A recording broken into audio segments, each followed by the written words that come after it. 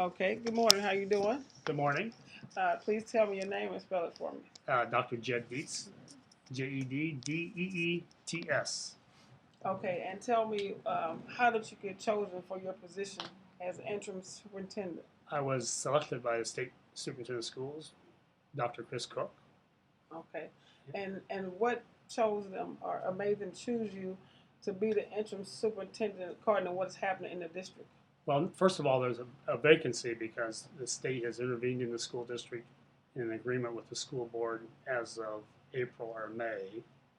And I received a phone call from the state superintendent in late June asking if I would come in and serve as an interim until they found a full-time superintendent of the school district.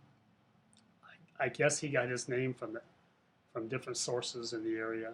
I previously served as regional superintendent of schools in St. Clair County, served as superintendent of schools in Cahokia for 5 years, and because of my involvement in the area and in St. Clair County schools, I guess that's why a number of individuals recommended me for this short-term assignment. Okay, so what? Tell me what obstacles or what issues had arisen to where they felt like the state need to intervene with this District 189. Well, the public reasons were the problems in special education. There were a number of students that over the years that hadn't been properly evaluated, and the evaluations weren't occurring promptly, which resulted in a number of inquiries and audits from the federal government. And then the other concern was the lack of progress at the high school. And the high school had been on academic warning for 6 or 7 years. And because of those two issues, it gave the state superintendent, the State Board of Education, the authority to intervene in the school district. Okay, so when you came here, or when the state appointed you or positioned you here, what goals did they have for the high school since they found that there were issues that were going on with the high school? What different methods are they going to use in order to improve the status of the high school right now? Well, part of their long-term plan, the state's going to be here anywhere from 3 to 6 years, a minimum of 3 years, a maximum of 6. Once we get school started, the liaison and the state board are going to sit down with the high school staff and the community and parents, and they're going to develop an action plan for high school. And what is the liaison's name? What is his name? Or do you want to particularly mention that? The liaison, there are two. The one liaison who's been working with the school district is Dr. John Perkins, and a new liaison that started yesterday with the school district is Mr. Art Culver. Can you spell his last name for me? Culver. Okay.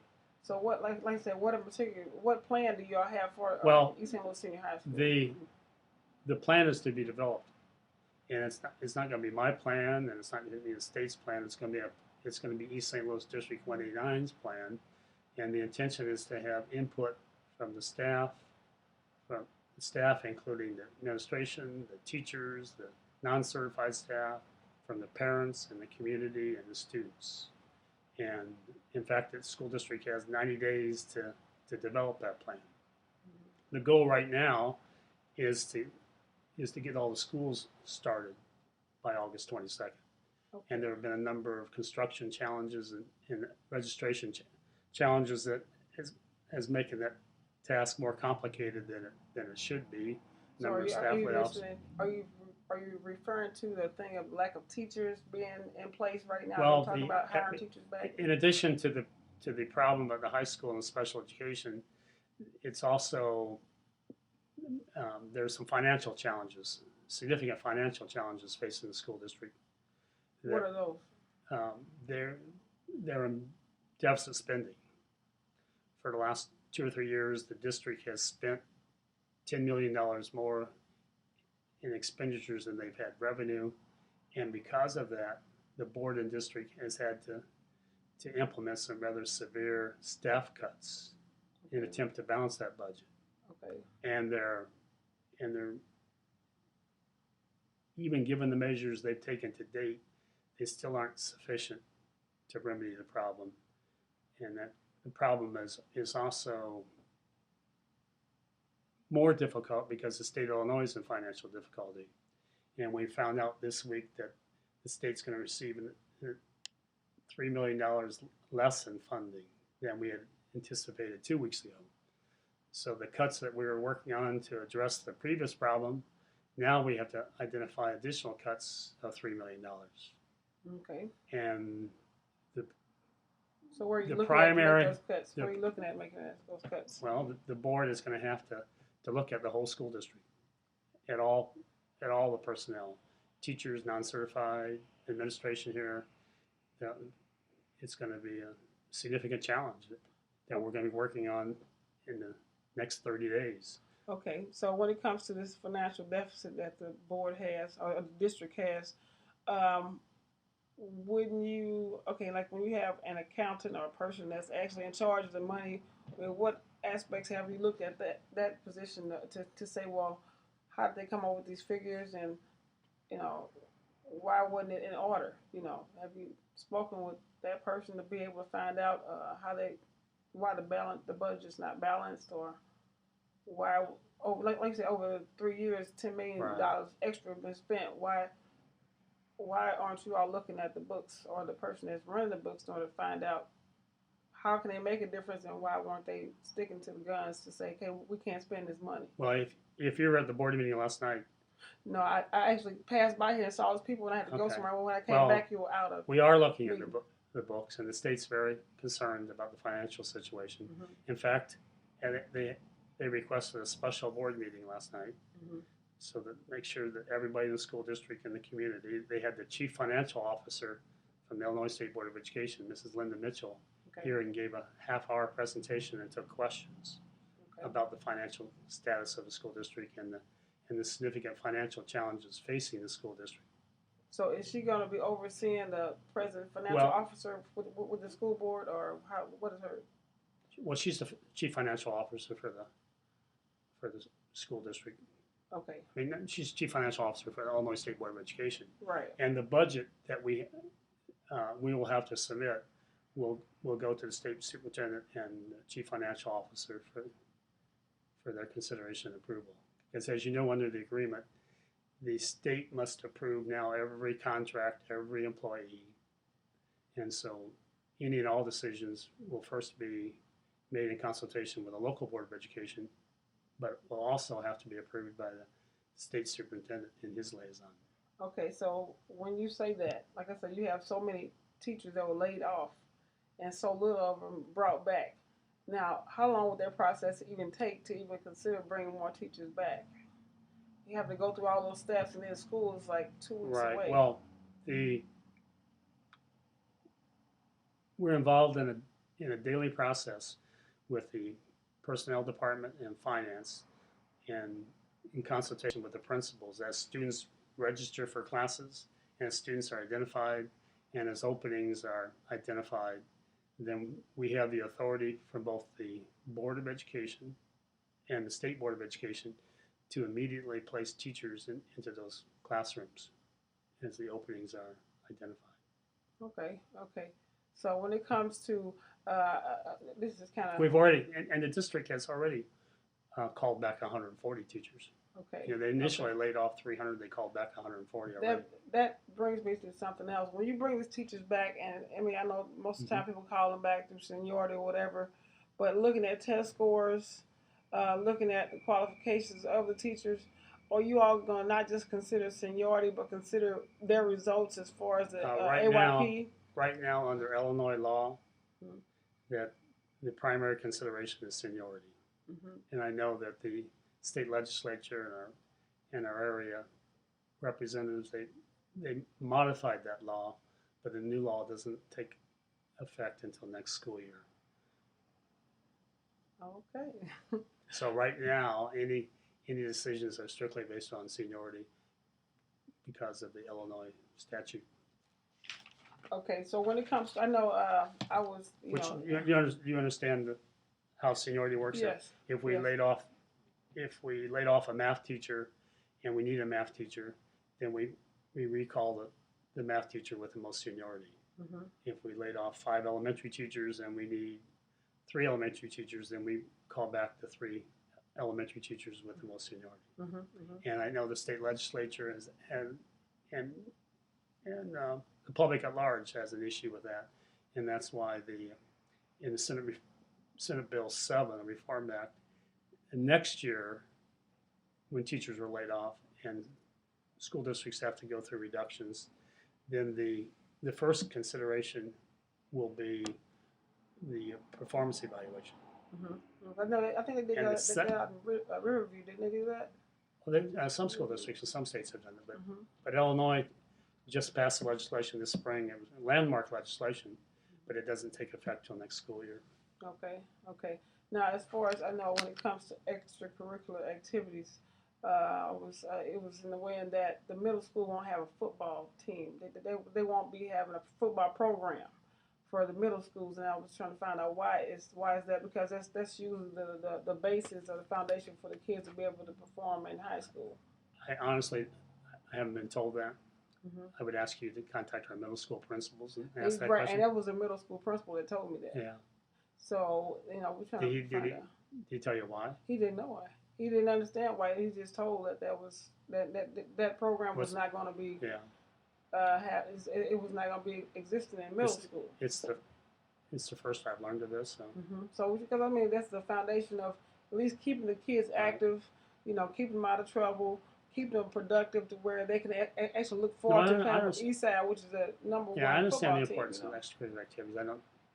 I'll check on that decision. I think that's huge in keeping the violence down, the extra time on their hands. Keeping them off the street to where they can actually have coaches that inspire them to do positive things. So I said that.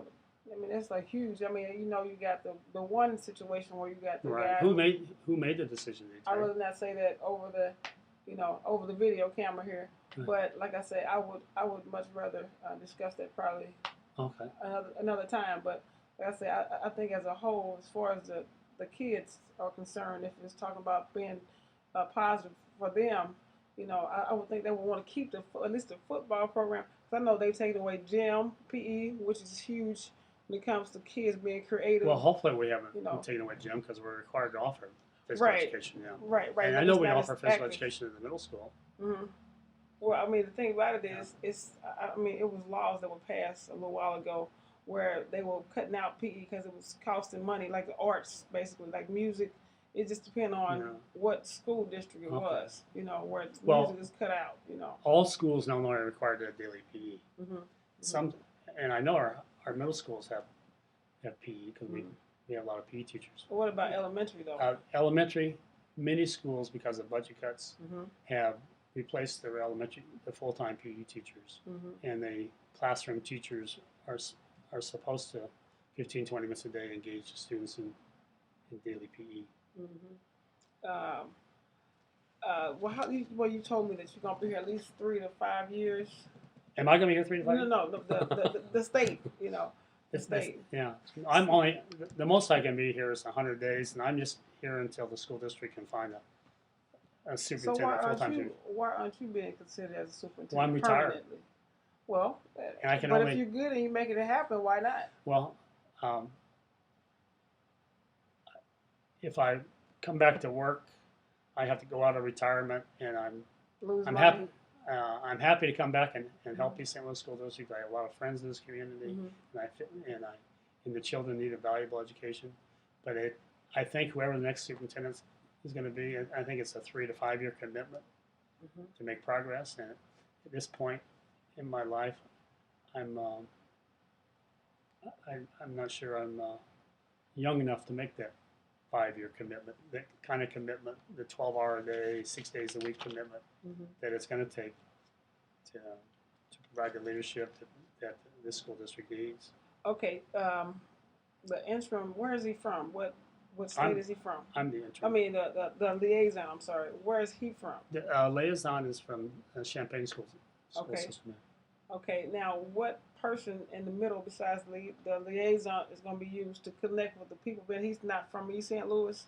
What person is going to be used to help him to communicate with the people from East St. Louis to have some kind of trust there to build a relationship?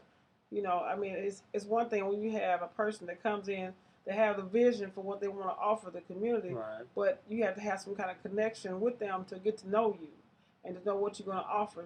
We will besides the school board, we will involve our board, and we'll also involve our staff. We have we have a number of principals who have been longtime residents, educators in the school system that have a lot of trust with the community. They'll be involved in the process. In fact, the principals will be integral to the process. Okay. If we're talking school improvement plans about their buildings, we wouldn't develop a school improvement plan for the high school and middle school that they're not the centerpiece of that plan. Mm-hmm.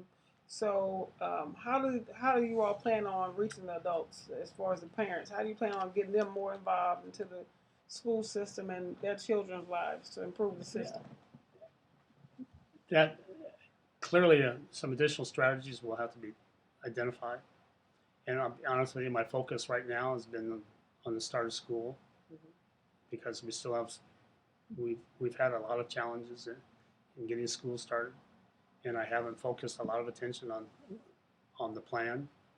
But once we get school started and all the students in the right classrooms and all the teachers in the right classrooms and make sure the bus routes are working, then our attention will quickly switch to the development of that plan. And a big aspect of that plan is parent and community involvement.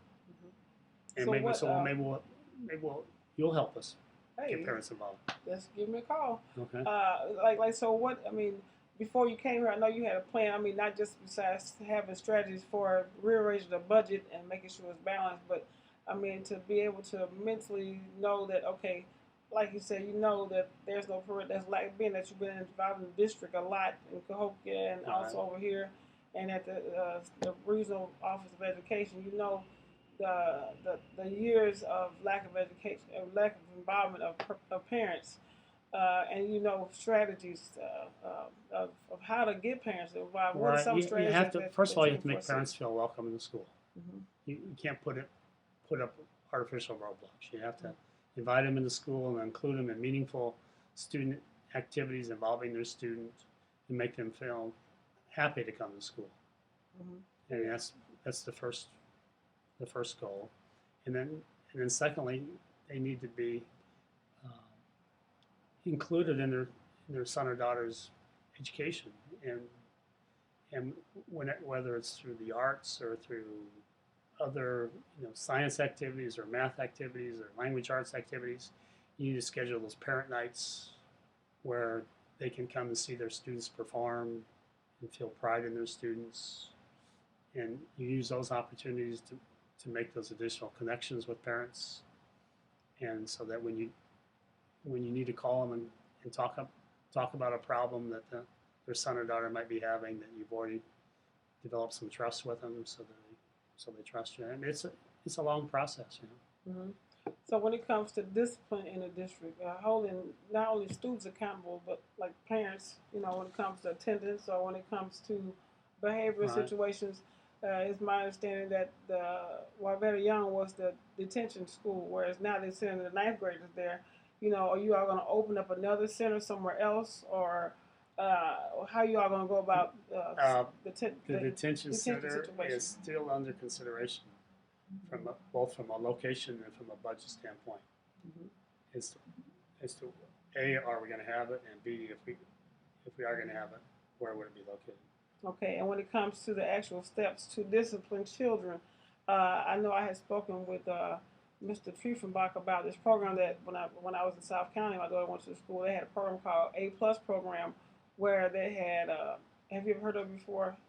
No, I haven't. Program. Is it a sort of discipline program? Well, it's more so dealing with community service, where it's not too much dealing with discipline itself, but it's something that could aid in helping the students to become aware of their community as well as earning credit hours to pay for community college.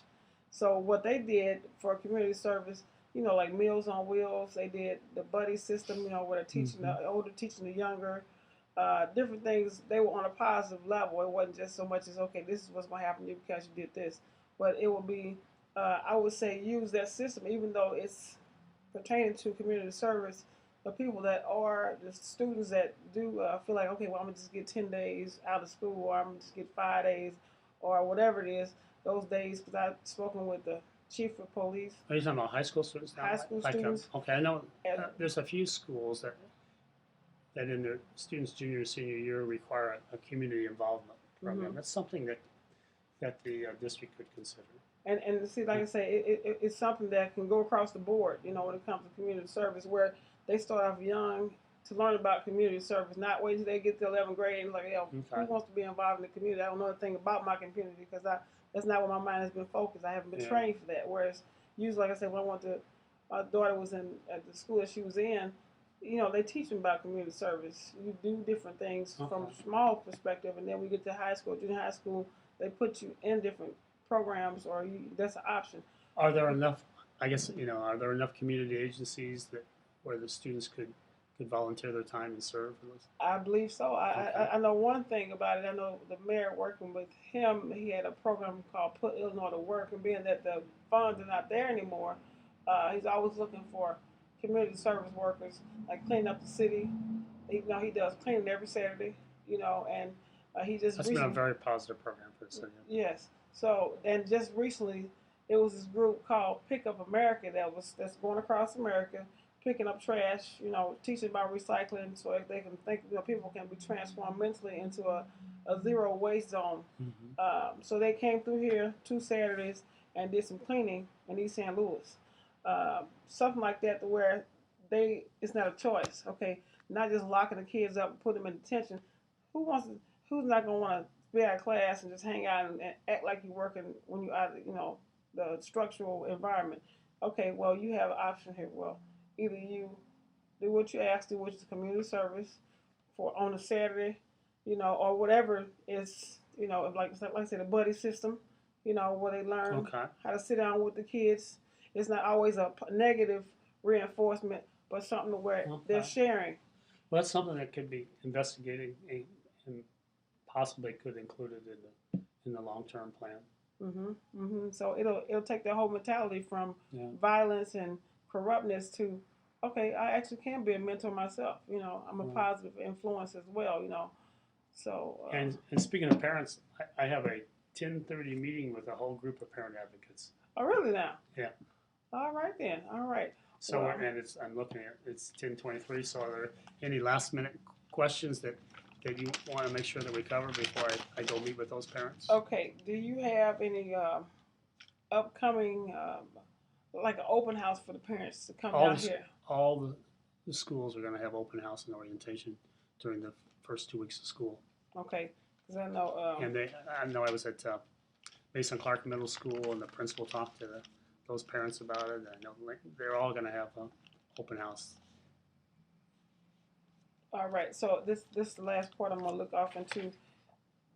Excuse me. When it comes to being here for the duration of 3 to 5 years as far as the state, how are they gonna assess that they've improved the district? When it comes to assessing the people down here that are working, the teachers. Their primary goal is student achievement, Mm-hmm. and I think first and foremost, if they're satisfied with the student achievement, under No Child Left Behind and all the different academic watch lists and that this federal government requires, the part of the reason for the state to be here was the pressure from the federal government because of the low achievement scores at the high school.